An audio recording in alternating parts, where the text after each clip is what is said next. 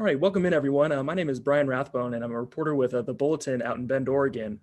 Joining me today is the Executive Director of the Oregon School Activities Association, Peter Weber, to chat a little bit about the state of high school sports in Oregon, which have been on hiatus since last March and is forecasted to make its return February 22nd. Peter, thanks for joining us. How are you doing today? I'm doing great. Thanks, Brian. I'm looking forward to it. All righty. Well, we'll dive right in.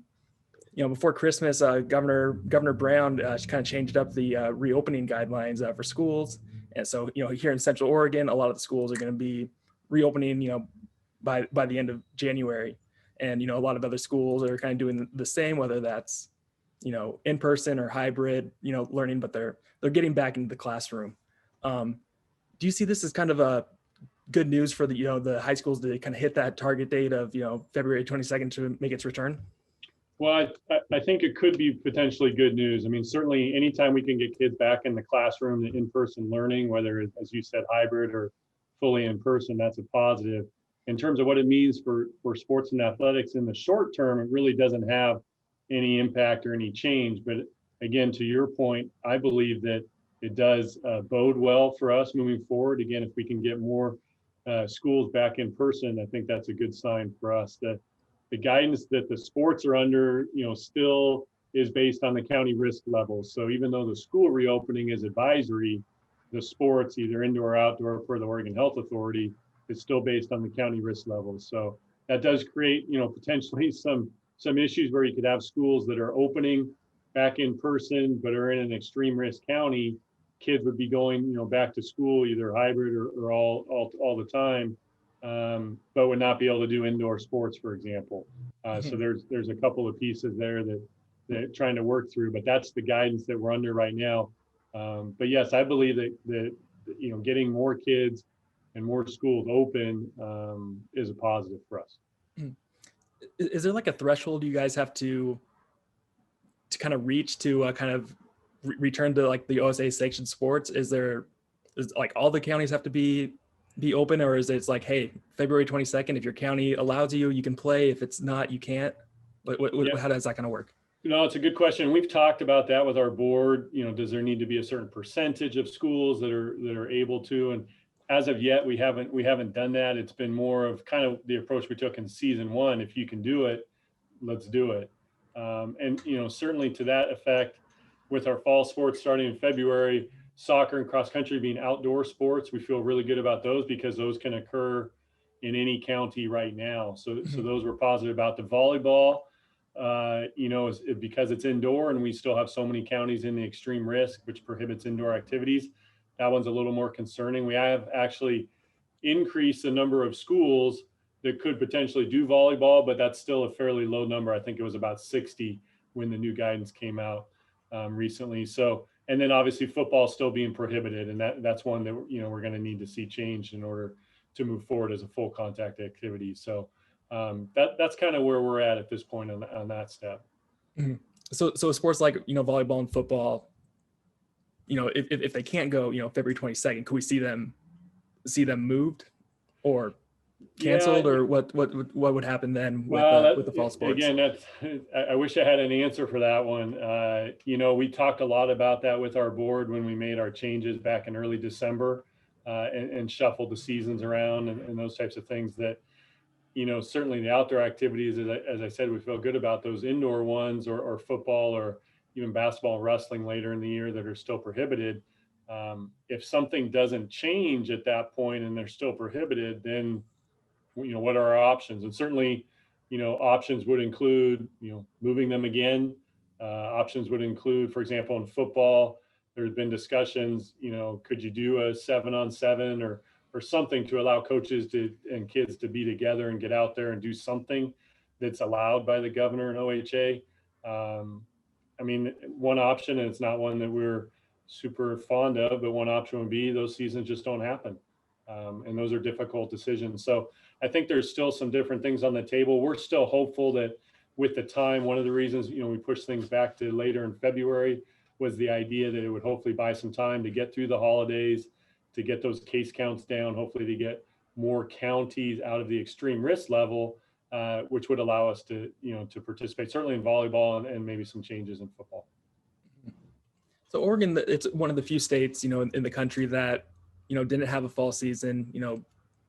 Other places were able to, have their seasons with, relative success. Weren't able to play all their games, but a lot of them were able to get to the finish line. Right. The OSA, you're kind of at the mercy of, the Oregon Health Authority and other, kind of government agencies. So when dealing with like the OHA and, those other agencies, were these other states kind of, brought up as examples that, hey, high school sports, we're able to kind of work during this pandemic? And, if so, what were kind of like their responses to some of that data? Well, again, we've shared that information. Actually, earlier today, I was on a call with all 50 states, the directors in all 50 states, and they were talking about a variety of topics, but hearing, and I've been on those throughout the fall, hearing of other states that, have played, and as you said, have been mostly successful, and those types of things. And then there's a group of us states, mainly on the West Coast and in the Western part of the United States, that haven't. And actually in Oregon, we've played more than other states with our season one stuff that we've done. There's been a couple of states, California, New Mexico, Washington, those places, they really haven't done anything, Nevada, et cetera. So in that sense, we feel good about being able to do something, but certainly not as much as we want to do, and not as much as the kids and schools want to do. So, certainly sharing that information, and we have been with the health authority, making sure they understand. There's been a couple different studies that have come out on mental health and different pieces, and just continuing to communicate with them about the places that are able to do it successfully, and some of the things that they've done, whether it's the wearing of masks, or no spectators, or different things that they've had to done as mitigation techniques in other states, to see if those are things that we can have happen here in order to get things going. Obviously, where the guidance lays at this point. So those conversations haven't been super successful in some areas, but again, we feel like continuing to advocate for those things is important. That's what we're about, trying to get kids to participate. So what would be like the OHA's responses to, like, hey, here's all the stuff that's showing, and what would kind of their message be back to you? Is like, hey, no, this is the right way. Why was their way the right way? Yeah, I don't know if that's direct in terms of back and forth. Again, we're communicating that, sharing that information with them. They are reviewing it and those types of things, but we don't necessarily get the, hey, these are the 5 reasons why that doesn't make any sense, or those types of things. That's not the response that we're getting. We're sharing that information, advocating, and then seeing if they're willing to look at changing some of their guidance as it goes forward. Mm-hmm. Obviously, with starting in February, seasons are really condensed. Kind of bare bones. Can you kind of survive another condensing? Can you condense them anymore, or is it just kind of like, hey, we have to kind of make a decision to cancel? No, that's a good question. When we did it in August and condensed them a little bit, and then we looked at, obviously, and condensed them again, I think you get to the point where you can only condense something so much. And if I don't know that we're there. If we're not there, we're really close. I mean, we talked to a lot of athletic directors and coaches throughout the last couple months before we made the decision in December. And people kind of, I think, looked at kind of maybe that 5-week type of thing, that if you get much below 5 weeks, it's really interesting, Brian, to be honest with you, because sometimes the narrative has changed as we've talked to people. Early on, it was, we want 8 weeks and we want to do as much, and we want to have all these things at the end of the season. As time has gone on, and because of the mandates and things, we haven't been able to play. Some of those responses have changed from people to, we just want to play anything. Can we get a few games? The 5-week regular season that we have set up now, if you would have told coaches that 8 months ago, they would have laughed you out of the room. But at this point, hey, if we get 5 weeks and we can actually do it, we'll take it. We want the 5 weeks. We'll do the most we can with that opportunity to be with our kids and and have that interaction. So that part's been kind of interesting as we've gone through the process. Mhm. We're kind of seeing, at the professional and college level. I know that, this is high school. We're seeing, kind of a lot of testing being done, and now that testing is kind of a little more available than it was, several months ago. Could we see like testing for COVID being part of the high school sports experience if and when it returns? Yeah, I don't know that that would be possible, given the state of things, in Oregon and the testing and where it's at. I'm not sure that, we've talked to our board about that. There were actually a couple of states, I think Utah, as they got into their playoffs, they had to take a pause. And in order to, finish off, I think their last 2 weeks of football, they were able to do tests for those last teams that were in the playoffs and those types of things. But I don't know that that's a viable option from a cost standpoint, and I'm just not sure it's feasible at the high school level. Obviously, as you mentioned, the pro and the college level.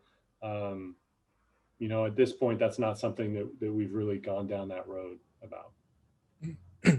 I was during the summer, I was disappointed to learn that a high school sports bubble in Wheeler County was never discussed as a possibility when it was when it was the one county that didn't have any COVID cases. Right. We should have looked at that more closely, I'm sure.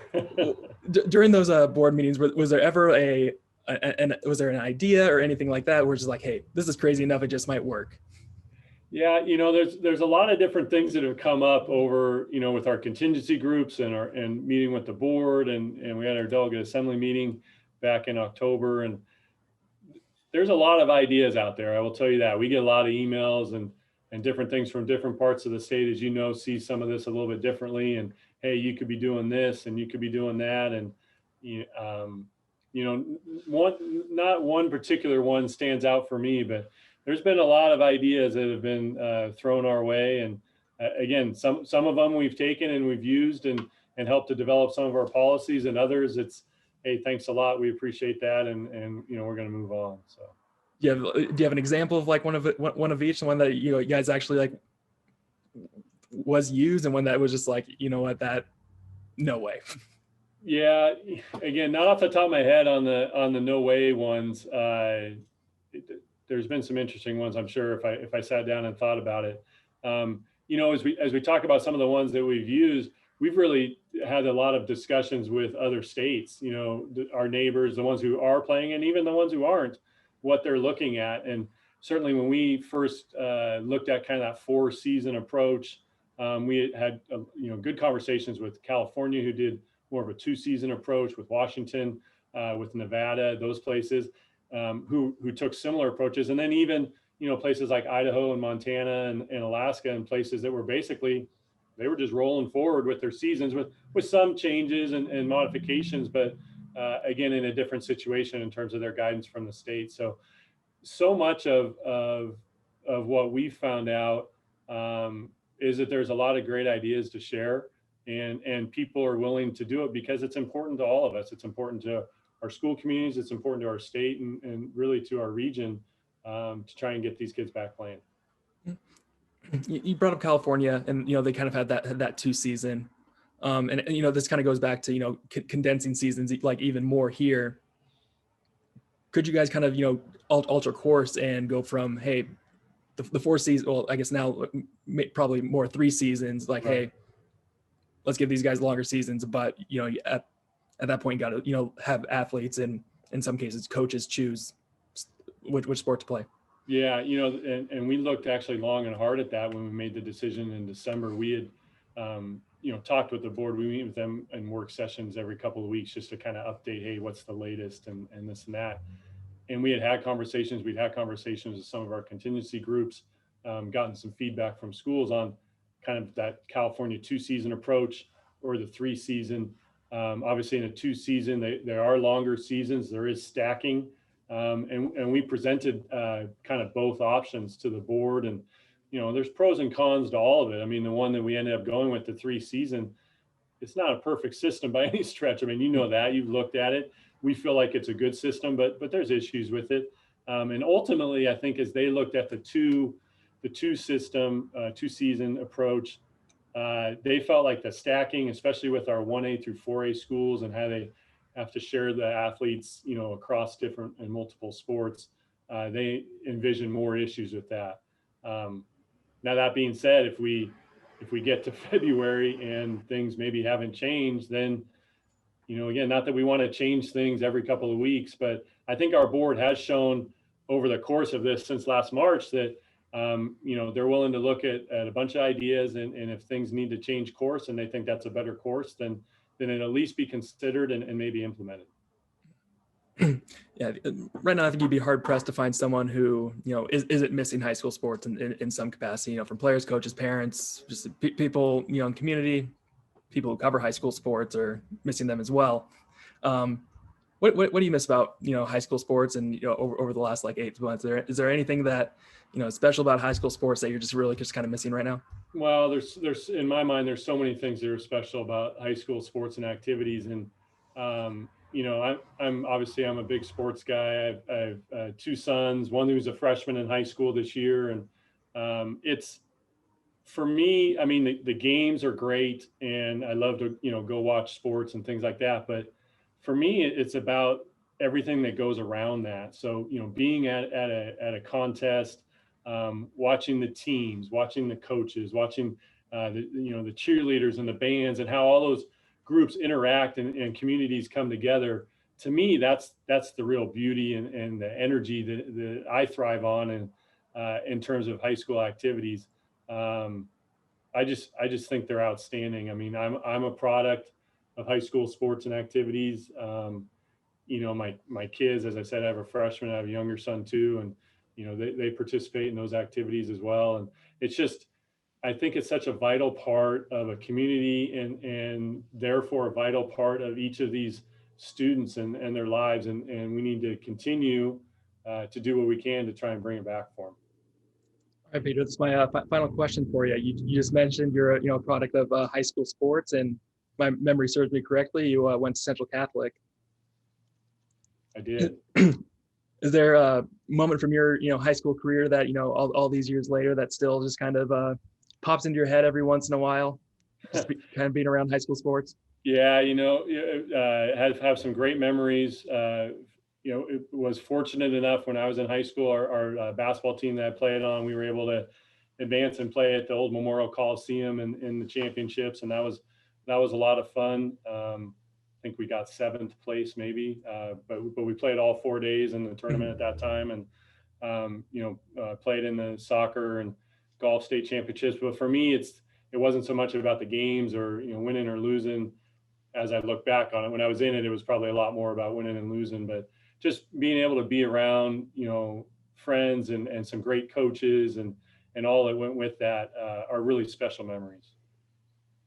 All right, Peter. Hey, thanks so much again for stopping by, and good luck the next couple of weeks trying to get this all figured out.